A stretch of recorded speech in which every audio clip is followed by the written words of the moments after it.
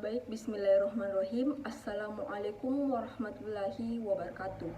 Kepada Allah kita bersyukur dan kepada Nabiullah Muhammad SAW kita bersalawat. Allahumma shalli ala sayyidina Muhammad. Nah, perkenalkan, nama saya Siti Nurul Anissa Iren Tamara, mahasiswa dari Institut Agama Islam Negeri Yeyen Bone, Prodi Pendidikan Agama Islam semester 5. Di sini saya akan menjelaskan materi mengenai sekolah sebagai suatu jenis organisasi dan sistem sosial. Nah, pertama-tama saya akan menjelaskan pengertian apa itu sekolah, organisasi, dan sistem sosial. Sekolah merupakan bangunan atau lembaga untuk belajar serta tempat menerima dan memberi pelajaran. Nah, sedangkan organisasi itu sendiri dapat diartikan sebagai dua atau lebih orang yang berada di dalam satu wadah yang sama dan memiliki suatu tujuan, yang dimana tujuan tersebut nantinya akan dicapai bersama dengan anggota dari organisasi tersebut melalui kerjasama dari pihak yang bersangkutan. Nah, pengertian dari sistem sosial itu sendiri adalah suatu bentuk keterpaduan yang terbentuk dari hubungan interaksi antara satu individu dengan individu lainnya atau komponen-komponen tertentu dalam rangka untuk memperoleh informasi, materi, atau energi. Nah, sekolah sebagai organisasi.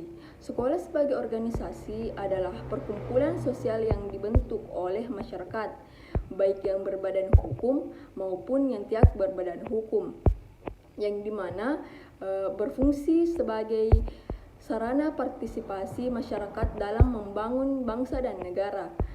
Nah, sebagai makhluk yang selalu hidup bersama-sama, manusia membentuk organisasi sosial untuk mencapai tujuan-tujuan tertentu yang tidak dapat mereka capai sendiri.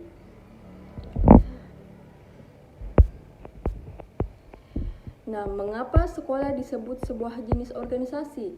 Sekolah disebut sebuah jenis organisasi karena merupakan organisasi sosial yang mempunyai struktur tertentu yang melibatkan sejumlah orang dengan tugas melaksanakan suatu fungsi untuk memenuhi suatu kebutuhan.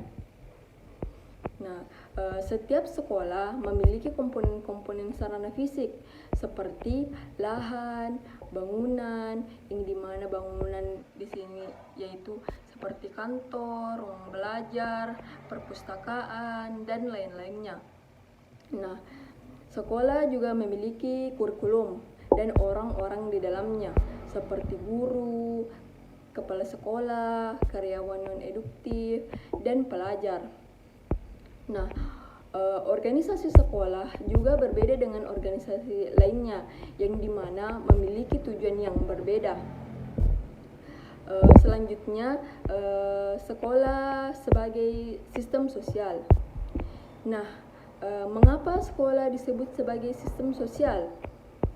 Karena sekolah sebagai sistem sosial merupakan suatu tatanan yang dibentuk karena di dalam sekolah terdapat interaksi-interaksi sosial, baik itu antara guru dan peserta didik, guru dengan guru, peserta didik dengan peserta didik, peserta didik dengan peserta didik, ataupun peran lain di dalam sekolah. Sehingga inilah yang membentuk persepsi bahwa sekolah merupakan sistem sosial. Nah, sekolah merupakan sebuah sistem sosial yang unik dengan berbagai budaya individu yang berbeda, yang dimana menyatu ke dalam suatu sistem sekolah.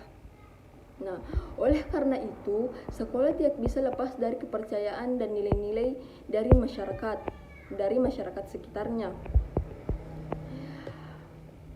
Sekolah sebagai sistem sosial pada hakikatnya merupakan susunan dari peran atau status yang berbeda-beda, di mana masing-masing bagian tersebut terkonsentrasi pada suatu kekuatan legal struktural yang menggerakkan daya orientasi demi menciptakan tujuan tertentu.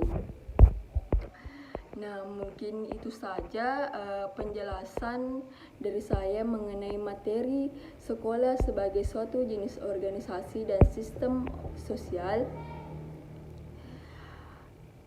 Kurang dan lebihnya mohon dimaafkan.